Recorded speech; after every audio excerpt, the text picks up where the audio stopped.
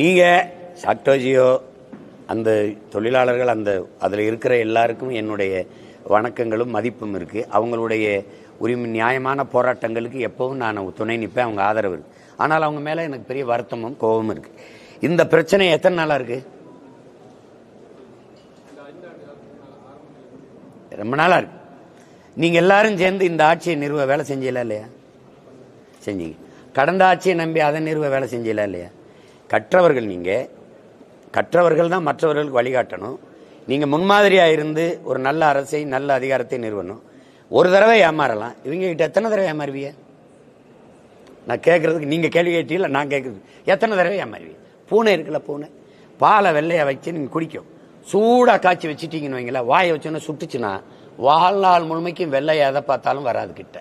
வாழ்நாள் முழுமைக்கும் பூனை வராது கிட்ட. அப்ப நம்ம வரலாமா? ஒரு தடவை ஏய் இவன் அயோக்கிய பய, இவனை நம்ப கூடாதுன்னு ஏமாத்துறான்னு தெரிஞ்சா ஏமாற இருக்கிறவரை ஏமாத்திரம் இருக்குதானே செய்வான். இது அவனுக்கு பிரச்சனையா படலை. ஏன் நீ மறுபடியும் அவனுக்கு வாக்கு செலுத்தி வலிமையை கொடுத்துக்கிட்டே இருக்கா, வெற்றி பெற செய்வி. அப்ப அது இஷ்யூ இல்லையே, இது ஒரு பிரச்சனை இல்லையே. நீங்க கற்றவர்கள், நீங்க போராடு, நீங்க தான் நீங்களே ஏமாந்தா அப்புறம் என்ன பண்ண முடியும்? கடந்த தேர்தலில் இதே ஆட்சியை நிறுவ நீங்க பாடுபட்டீங்களா இல்லையா? இப்ப அவர் செய்ய மாட்டேங்கிறாரு. எதிர்கட்சியா இருக்கும்போது கொடுத்தாரு வாக்குறுதி, எதில் நிறைவேற்றிருக்கிறாரு? ஆசிரியர்கள் பணி நியமனமா? பகுதி நேர ஆசிரியர்கள் பணி நிரந்தரமா? சொல்லுங்க. செவிலியர்களின் பணி எதுக்காக இவங்க பேசினது தானே?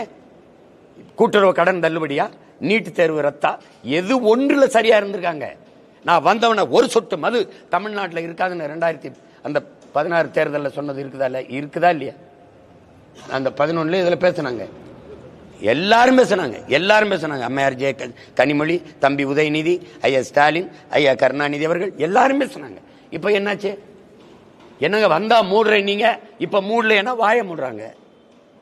அப்போ நீங்க கேள்வியை கேட்கிறீங்களே ஒழிய அந்த நேரம் உங்களுக்கு கோபம் வருது, எரிச்சல் வருது, போராடுற மாதிரி கோபம் வருது. ஆனா அது அப்புறம் அந்த தேர்தல் நேரத்தில் ஏன் அதை நீர்த்து போகுது? அந்த கோபம் மாறுதலா வரணும்ல. இது சரி, எப்படா சரி செய்யறது அப்படின்னு வரணும்ல. நீங்க போராடும் போதெல்லாம் நானும் நின்று உங்களோட போராடி இருக்கேன், அவரும் நின்று போராடி இருக்காரு எதிர்கட்சியா இருக்கும்போது. ஒரு நியாயமான கோரிக்கை கூட நிறைவேற்றாத அரசை திருப்பி அந்த அதிகாரத்தை எப்படி நீங்க ஆதரவளிச்சு நிறுவுறீங்க?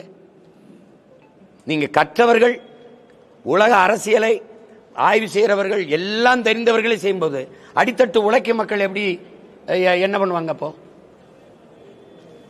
இங்கதான் தவறு நடந்துருது.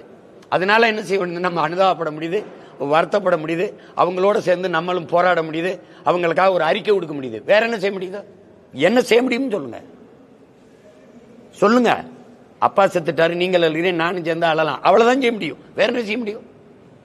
ஆனா நீங்க கொன்னவனுக்கே திருப்பி என்ன செய்றீங்க? கத்தி, அருவா, துப்பாக்கி, கோடாரி எல்லாத்தையும் கொடுத்துக்கிட்டு இருக்கிறீங்க. அவன் நல்லா கொண்டுகிட்டு இருக்கான். இதுதான் நடக்குது. அது நம்ம தோழர்களே இப்படி பண்ணா ஒன்றும் பண்ண முடியாது.